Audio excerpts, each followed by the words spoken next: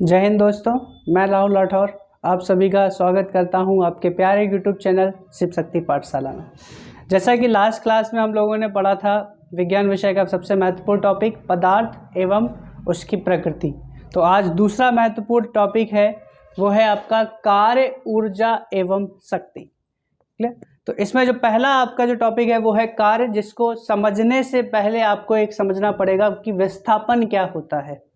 Clear? तो विस्थापन की अगर परिभाषा कहें तो वस्तु द्वारा चली गई निश्चित दूरी जो होगी वो क्या होगी, आपकी विस्थापन होती है। अगर हम इसकी परिभाषा देखें तो वस्तु द्वारा निश्चित दिशा में तय की गई दूरी को क्या कहते हैं, हम विस्थापन कहते हैं। क्लियर?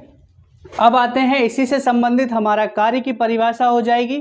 तो कार्य की क्या होगी कि किसी बाह्य बल द्वारा, यानी जब हम कोई बाहर की फोर्स लगाते हैं तो किसी बाह्य बल द्वारा वस्तु में विस्थापन उत्पन्न करने की जो क्रिया होगी या वस्तु में विस्थापन उत्पन्न होने की जो क्रिया होगी उसे हम क्या कहेंगे, कार्य कहेंगे। क्लियर?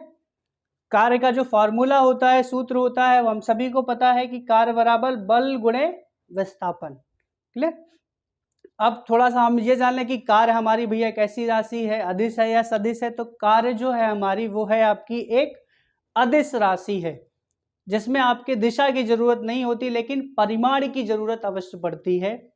जबकि बल और अगर विस्थापन की बात करेंगे तो बल और विस्थापन ये दोनों कैसी राशियां हैं, आपकी सदिश राशि है। क्लियर? एक छोटा सा एग्जांपल और देते हैं कि अगर हम मान लीजिए कोई भी वस्तु, जैसे अगर बॉल है मेरे हाथों में, अगर हम उस बॉल को कहीं पर फेंकते हैं दूसरी जगह, सपोज मेरी पोजीशन यहाँ पर है, मैं उस बॉल को यहाँ पर फेंक रहा हूँ, तो मुझे जो एंगल लगेगा वो होगा हमारा थीटा। तो इससे जो हमारा फॉर्मूला बनता है कार्य का कि वर्क बराबर F into D into cos theta. F क्या है हमारा, ये है बल, डी क्या है हमारा विस्थापन है, और कॉस थीटा क्या है, यानी जब हम किसी वस्तु को दूसरी जगह फेंकते हैं तो हमको एक एंगल की जरूरत पड़ती है, वही हमारा है थीटा। और इसका जो फॉर्मूला बनता है वो है आपका work is equal to F into D into cos theta. चलिए इसके बारे में जान लें आगे कि भैया कार्य का मात्रक क्या होता है।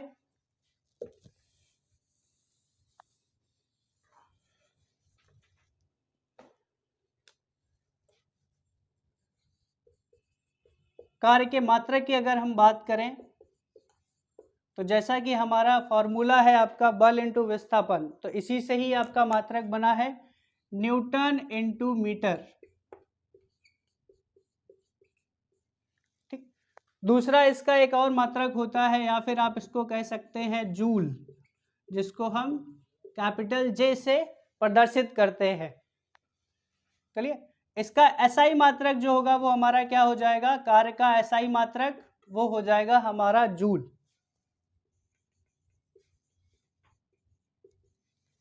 ठीक। अब आते हैं दूसरा मात्रक, एक सीजीएस मात्रक और पूछा जाता है।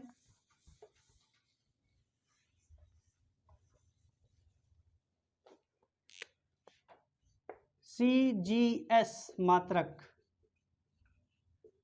ये क्या होता है आपका कार्य का, वो होता है अर्ग। क्लियर? तो आपने सुना होगा एक बल का मात्रक है कि बल का एक फॉर्मूला 1 न्यूटन बराबर क्या होता है 10⁵ डाइन। ऐसे ही हमारा इसी से संबंधित एक कार्य का भी फॉर्मूला बनता है आपका कि 1 जूल बराबर कितने अर्ग होता है 10⁷ अर्ग। ये काफी बार एग्जाम में पूछा गया है कि 1 जूल का मान कितने अर्ग के बराबर होता है, तो 10⁷ के बराबर। इसको अगर हम चेंज करें तो भी कि 1 अर्ग का मान कितना होगा, तो 1 अर्ग बराबर होगा 10⁻⁻7 जूल। ठीक। एसआई मात्रक क्या होता है, जूल होता है, और सीजीएस मात्रक क्या होता है, अर्ग। इसी से ही आपका संबंधित एक बना है मान कि 1 जूल बराबर 10⁻7 अर्ग। अगर अर्ग पूछा जाता है तो 1 अर्ग बराबर क्या हो जाएगा 10⁻⁻7 जूल। चलिए इसके आगे और डिस्कस कर लेते हैं कि क्या क्या कार्य की प्रॉपर्टीज हैं जो आपके एग्जाम में पूछी जाती हैं ज्यादातर।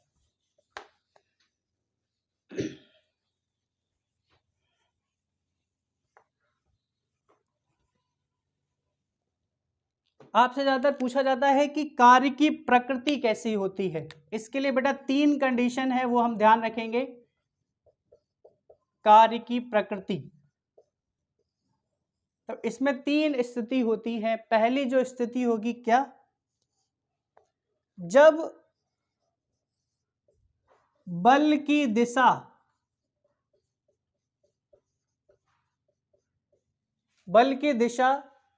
व विस्थापन की दिशा क्या हो, समान हो।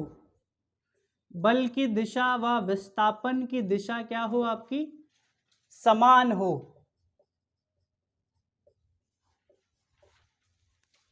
सपोज समझिएगा आप लोग, जैसे मान लीजिए यहां पे कोई आपकी वस्तु रखी हुई है, ठीक, आप जो फोर्स लगा रहे हो F यहां पर है और आपका विस्थापन जो है वो है D। मान लीजिए F, आप मान लीजिए किसी तरह का बल है, वो है आपका 5 न्यूटन का बल आप लगा रहे हो और आपकी जो वस्तु की दूरी है वो है आपकी 5 मीटर विस्थापित हो रही है। तो पूछा जाता है कि भैया किया गया कार्य कितना होगा। क्लियर? तो इसका फॉर्मूला क्या होता है, work F into D into cos theta. अब देखेंगे तो अब मैंने क्या बोला है पहली स्थिति में कि बल की दिशा और विस्थापन की दिशा क्या है, समान। अगर हम कहेंगे ये मान लीजिए यही हमारा फोर्स लग रहा है और इधर ही साइड ही हमारा क्या लग रहा है, विस्थापन लग रहा है, ये दोनों दिशाएं सेम है, तो यहाँ पे थीटा कितना बनेगा आपका, ये थीटा हो जाएगा आपका 0 डिग्री।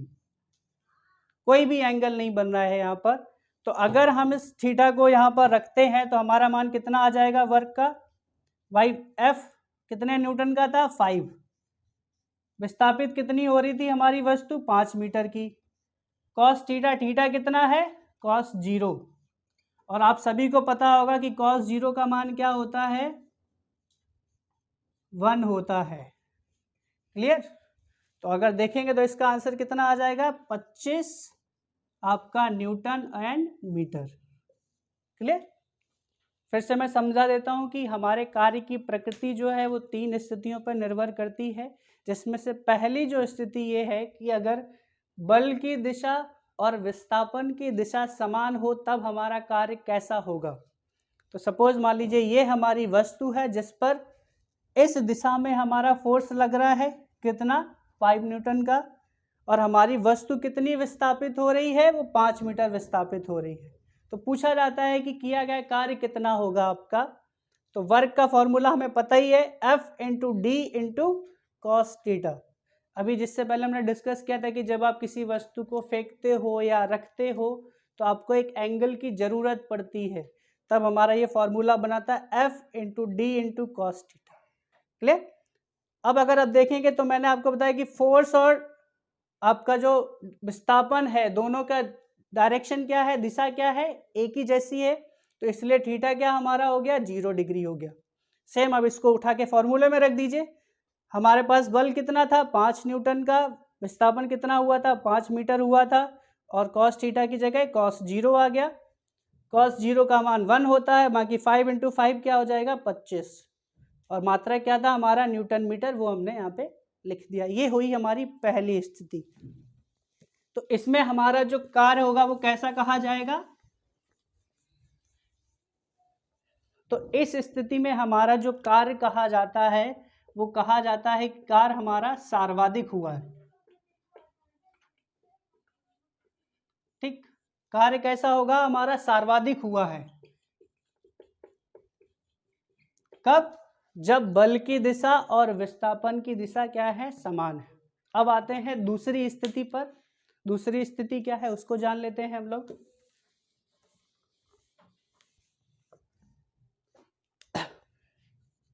दूसरी स्थिति है कि जब बल की दिशा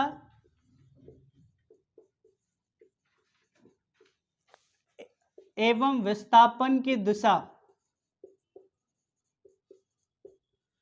बल की दिशा एवं विस्थापन की जो दिशा है वो एक दूसरे के विपरीत हो, एक दूसरे के विपरीत हो। ठीक, इसको समझ लेते हैं भैया क्या क्या होता है, ये क्या कह रहा है। मान लीजिए यहां पर आपकी कोई वस्तु रखी है, ठीक, इस वस्तु में आपका जो फोर्स है, आपका जो बल है F, ये इस दिशा में लग रहा है, और आपका जो विस्थापन हो रहा है, जो विस्थापित हो रही है वस्तु, वो किस दिशा में हो रही है, वो इस दिशा में। दोनों की डायरेक्शन क्या है, अपोजिट हो गई कि नहीं। तो यही तो मैंने बोला कि जब बल की दिशा एवं विस्थापन की दिशा एक दूसरे के विपरीत हो।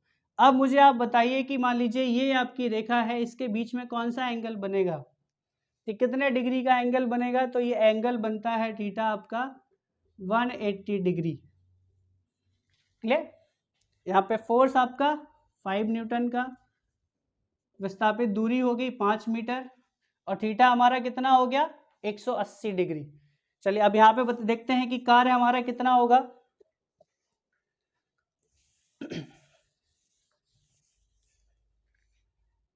फॉर्मूला था work equal to F into D into cos theta. चलिए मान रखते हैं F बराबर 5 न्यूटन रख दिया, डायमीटर सॉरी हमारा विस्थापन कितना है 5 मीटर का है। बाकी कॉस थीटा में अगर थीटा की वैल्यू देखेंगे तो क्या हो जाएगा कॉस 180 डिग्री। क्लियर। अब आप सभी को पता होगा कॉस 180 डिग्री का मान कितना होता है, चलिए देखते हैं। तो 5 इंटू 5 और कॉस 180 डिग्री होता है -1। क्लियर। तो इसका आंसर कितना आ जाएगा -25 न्यूटन इंटू मीटर। यानी अब यहां पर कार्य आपका कैसा होगा भाई, सर्वाधिक कब था, जब बल की दिशा और विस्थापन की दिशा समान थी, तब हमारा कार्य सर्वाधिक था। दूसरी कंडीशन में मैंने आपको बताया कि जब बल की दिशा और विस्थापन की दिशा क्या हो, अपोजिट हो, तो दोनों के बीच में जो एंगल बनता है वो 180 डिग्री का बनता है। तो इसमें हमारा जो कार्य कैसा आया, ऋणात्मक आया, यानी जो कार्य होगा वो आपका न्यूनतम होगा। भाई हमारा देखिए -25 न्यूटन मीटर आया, यानी कार्य जो हमारा होगा वो कैसा होगा, वो न्यूनतम होगा, यानी बहुत कम काम होगा। कार्य सर्वाधिक किसमें होता है, जब बल की दिशा और विस्थापन की दिशा दोनों एक तरफ हो, और न्यूनतम कब होता है, जब फोर्स आपकी बल की दिशा और विस्थापन की दिशा दोनों क्या हो, एक दूसरे के अपोजिट होती है। तो ये तो हो गई दो कंडीशन। आते हैं तीसरी कंडीशन, तीसरी स्थिति क्या है, तो वो जान लेते हैं हम लोग।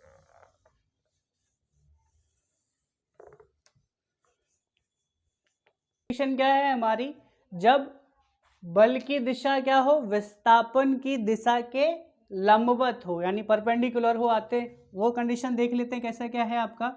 मान लीजिए ये हमारी कोई वस्तु रखी हुई है, इस पे जो आपका फोर्स है, जो बल है आपका, वो इस दिशा में लग रहा है 5 न्यूटन का, और आपका जो विस्थापित दूरी है या जो विस्थापन है आपका वो इस दिशा में है। तो d बराबर कितना होगा 5 मीटर। तो यहाँ पे पूछा जाता है कि अब हमारा जो कार्य होगा वो कैसा होगा। चलिए निकाल लेते हैं। सपोज अब मैं यहाँ पे सबसे पहले हमें थीटा पता करना पड़ेगा, तो यहाँ पे आपको पता चल जाएगा एंगल कितना बनेगा आपको, ये सारे को सबको पता होगा, ये एंगल हमारा क्या हो जाएगा 90 डिग्री हो जाएगा। क्लियर। अब आते हैं फॉर्मूले पे, मान रखें तो फॉर्मूला है हमारा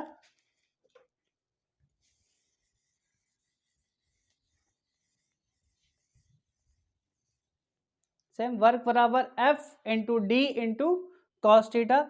यहाँ पे मान रखते हैं F हमारा कितना है 5 न्यूटन का बल लगा हुआ है, विस्थापन कितना है 5 मीटर है, और कॉस थीटा कितना हो जाएगा कॉस 90। क्लियर। कॉस 90 की दूरी कितना, कॉस 90 का मान कितना होता है आपका 0 होता है, तो इसलिए हमारा पूरा का पूरा फंक्शन क्या हो जाएगा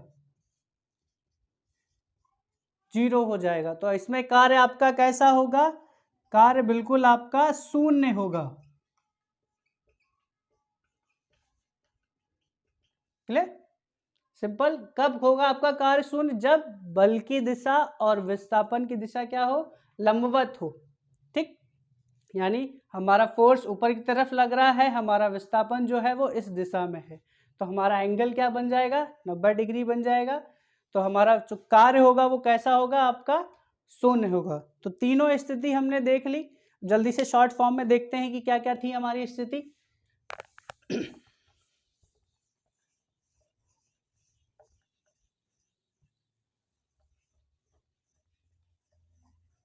चलिए आते हैं।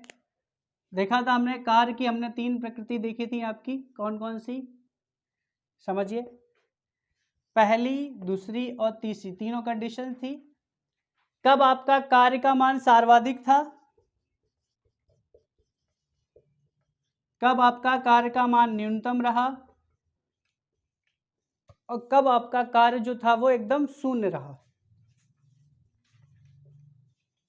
ठीक, सर्वाधिक कब था,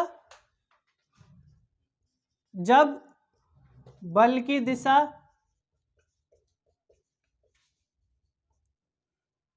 एवं विस्थापन की दिशा क्या थी, समान थी। विस्थापन की दिशा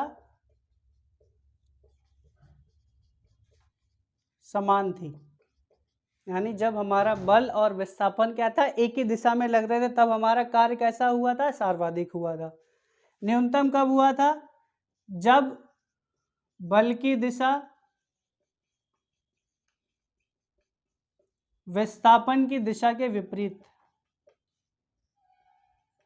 जब बल की दिशा विस्थापन की दिशा के विपरीत।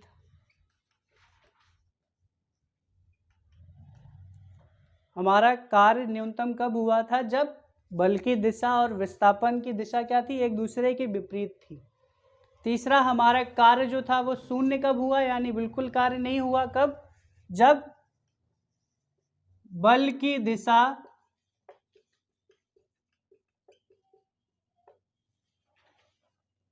विस्थापन की दिशा के लंबवत थी। विस्थापन की दिशा के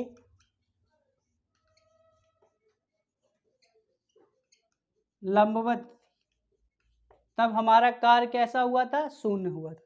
ठीक, अब आते हैं, जब बल की दिशा और विस्थापन की दिशा समान थी, तब हमारा थीटा कितने डिग्री था भैया, तब हमारा थीटा था आपका 0 डिग्री। ठीक, क्योंकि आपकी दोनों डायरेक्शन सेम जगह थी, तो यहाँ पे कोई एंगल बन नहीं रहा था। न्यूनतम कब था, जब हमारा थीटा क्या था आपका 180 डिग्री। 180 डिग्री में क्या था, विस्थापन एक तरफ और बल एक तरफ। शून्य कब हुआ, जब हमारा थीटा कितना हो गया 90 डिग्री, यानी फोर्स इस डायरेक्शन में लग रहा है और विस्थापन आपका इस डायरेक्शन में हो रहा है, तो इसके बीच में जो एंगल बनता है वो आपका 90 डिग्री बनता है। तब हमारा कार्य कैसा हुआ था, शून्य हुआ था। क्लियर। तो ये तीन प्रकृति जो है वो आपकी पूछी जाती हैं कि भैया कि देखिए क्वेश्चन आपका ऐसे आता है कि कार्य की प्रकृति,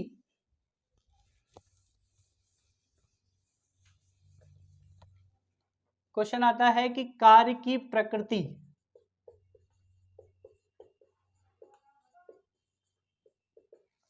ऑप्शन में होगा आपका ए ऋणात्मक, बी धनात्मक, सी शून्य, और डी हो जाएगी ऑल या सभी। तो आंसर क्या होगा आप सभी का, डी। क्योंकि हमने देखा था हमारे कार्य जो होता है भैया वो धनात्मक भी होता है, 180 पर ऋणात्मक भी होता है, और आपका शून्य भी होता है। तीनों चीजें होती, तो हमारे कार्य की प्रकृति कैसी है, ऋणात्मक भी है, धनात्मक भी है और शून्य भी है। क्लियर। चलिए आगे आते हैं हम लोग। दूसरा हमारा जो टॉपिक है वो है ऊर्जा।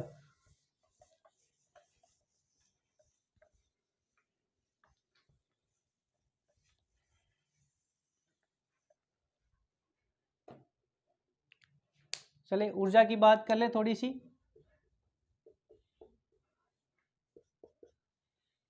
ऊर्जा क्या होता है आपकी, इसकी जो परिभाषा होती है सिंपल, कि कार्य करने की जो क्षमता होगी उसी को हम क्या कहते हैं, ऊर्जा कहते हैं। कार्य करने की क्षमता को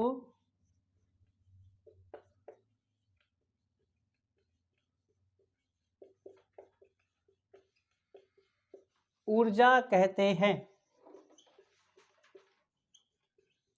ठीक, चलिए थोड़ा सा इसके बारे में जान लें, जो एग्जाम में पूछा जाता है खासकर आप लोगों के, कि भैया कार्य का मात्रक क्या है और कार्य आपकी कैसी राशि है, ये दोनों पूछे जाते हैं। तो कार्य का मात्रक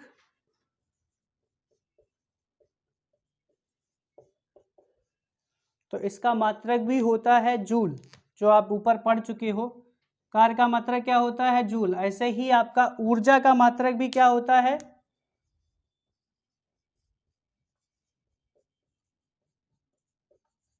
ये दोनों इसके मात्रक सेम होते हैं। कार्य का भी जूल होता है और ऊर्जा का भी मात्रक क्या होता है? आपका जूल होता है।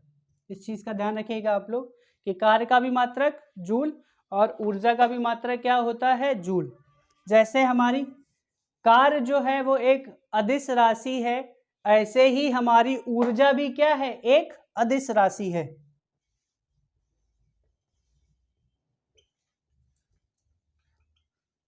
अदिश राशि है। ठीक, तो सिंपल ऊर्जा की डेफिनेशन क्या हुई कि कार्य करने की जो क्षमता होती है उसे हम क्या कहते हैं? ऊर्जा कहते हैं। कार्य का मात्रक जिस प्रकार जूल होता है, ऐसे ही सेम ऊर्जा का भी मात्रक क्या होता है? जूल होता है। जिस प्रकार कार्य जो है हमारी वो क्या है? अदिश राशि, ऐसे ही ऊर्जा जो है वो भी हमारी क्या है? एक अदिश राशि है। ठीक, अब ऊर्जा के हम लोग भाग देख लें भैया, ऊर्जा क्या क्या होती है आपकी। तो एक होती है आपकी यांत्रिक ऊर्जा।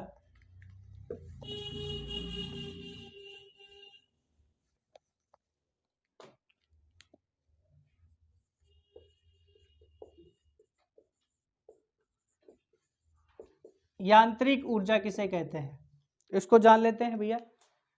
यांत्रिक ऊर्जा जो होती है वो आपकी कार्य करने से प्राप्त ऊर्जा। कार्य करने से जो ऊर्जा हमें प्राप्त होती है उसे हम क्या कहते हैं? यांत्रिक ऊर्जा। लिख लेते हैं कि कार्य करने से प्राप्त ऊर्जा क्या होती है? आपकी यांत्रिक ऊर्जा होती है। क्लियर? यांत्रिक ऊर्जा के आपके दो मुख्य भाग होते हैं, वो कौन कौन से हैं देख लेते हैं जल्दी से।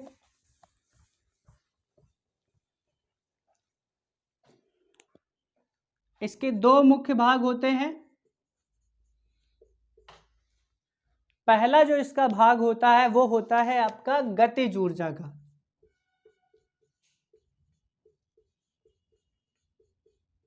और दूसरा जो भाग होता है वो क्या होता है? आपका स्थितिज ऊर्जा का।